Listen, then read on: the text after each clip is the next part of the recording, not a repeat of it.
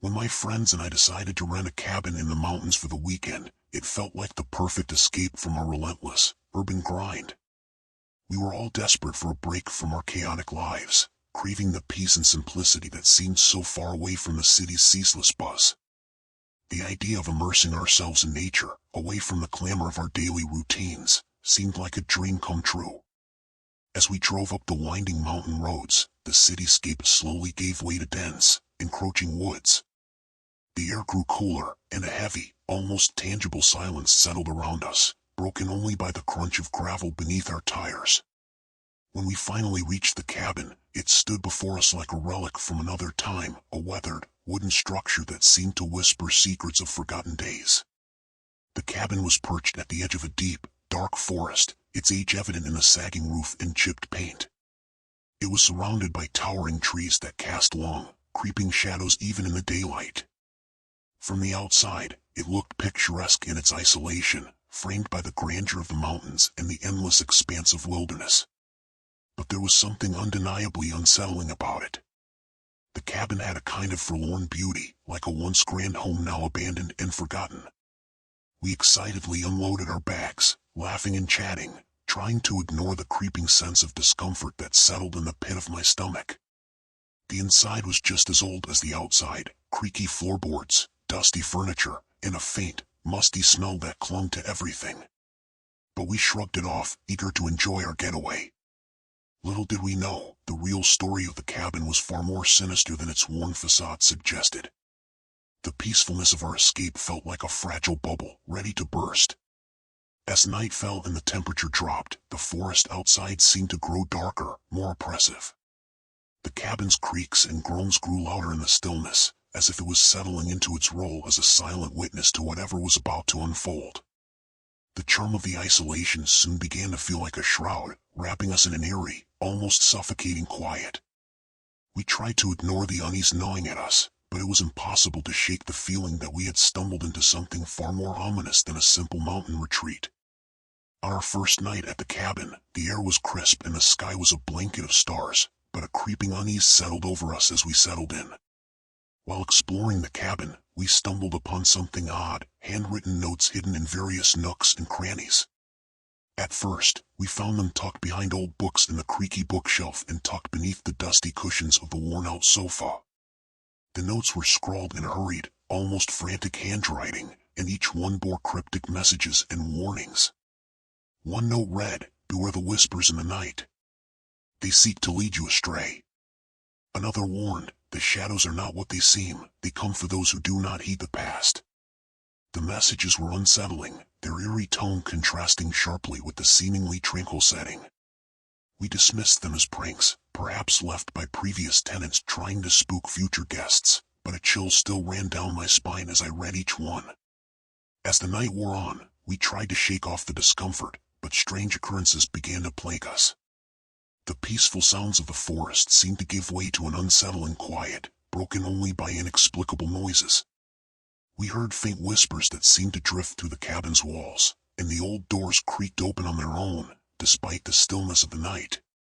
Fleeting glimpses of shadowy figures at the edge of the forest heightened our anxiety. Every time we glanced outside, the shadows seemed to move just beyond the reach of the cabin's dim light, disappearing as quickly as they appeared. The whispers grew more frequent, filling the silence with their ghostly murmurings. We tried to laugh it off, attributing the noises and shadows to our overactive imaginations and the inherent creaks of an old cabin. But the growing sense of dread was impossible to ignore. Each creak of the floorboards and each whisper seemed to amplify our unease, turning our once exciting getaway into a nightmarish ordeal. It felt as though the cabin itself was alive, its dark past clawing its way into our present, eager to make us part of its haunting legacy. Our growing unease drove us to seek answers about the cabin's unsettling history. Determined to understand the origin of the strange messages and eerie occurrences, we decided to talk to the locals. Early the next morning, we ventured into the nearest town, hoping someone might shed light on the cabin's past. We found an elderly resident at a quaint local diner. The weathered old man was initially hesitant, but our persistent questions eventually coaxed out the grim tale he had long kept buried. According to him, the cabin had once belonged to a reclusive man named Thomas Hargrove. The locals spoke in hushed tones about Hargrove, a man who shunned society and was rumored to practice dark rituals deep within the forest. My heart raced as he described the man's obsession with the occult. Hargrove was said to have conducted ceremonies under the cover of night, summoning forces best left undisturbed. As the story unfolded, it became clear that Hargrove's interests had transformed into something far more sinister. He had begun to attract unwelcome attention from both the curious and the fearful, leading to whispers of malevolent spirits and curses. The most chilling part of the tale was Hargrove's sudden disappearance. One day, he was simply gone, leaving no trace behind except for his decrepit cabin and unsettling rumors. Some locals claimed he had vanished without a trace, while others believed he had become a part of the darkness he had so eagerly courted. They spoke of a lingering malevolent presence, an evil spirit that, according to legend, had been left behind when Hargrove vanished. The thought that we might be staying in a place tainted by such darkness was almost too much to bear.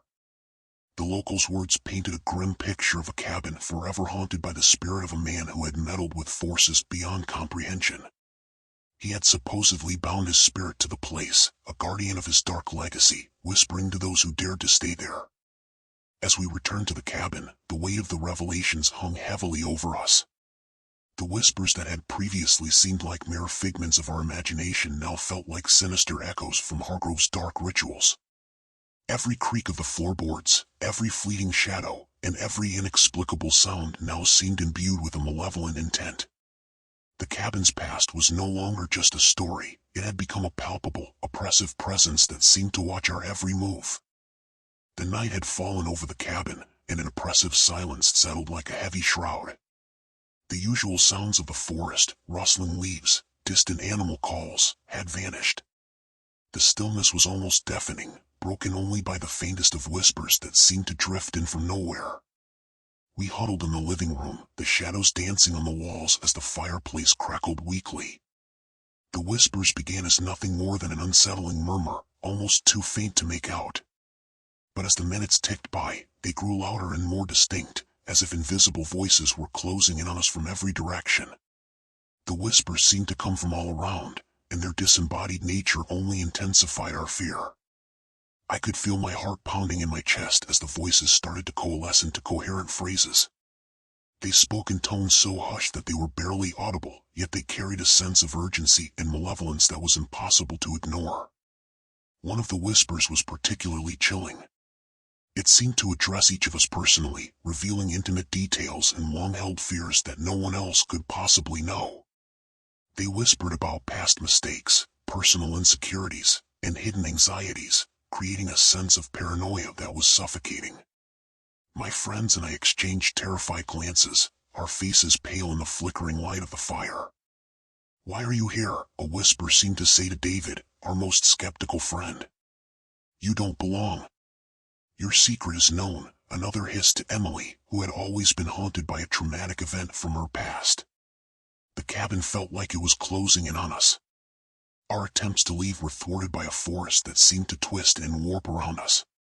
The path we had once taken now appeared as an endless maze of gnarled trees and tangled underbrush. It was as if the forest itself had become an oppressive force, warping our sense of direction and trapping us in its dark embrace. We stumbled through the woods, desperately trying to find our way back to the cabin, but every turn seemed to lead us deeper into the labyrinthine darkness. The whispers grew louder, more insistent, until they seemed to resonate within our very bones. The feeling of being hunted, of something unseen and malevolent tracking our every move, was almost unbearable. The cabin, once a refuge, now felt like a prison, and the forest outside seemed to conspire against us, echoing the whispers with its own cruel, mocking silence. Desperation clawed at us as we sprinted from the cabin, our breaths coming in ragged gasps. The forest, which had once seemed so serene, was now a nightmarish maze that shifted and contorted with every step we took.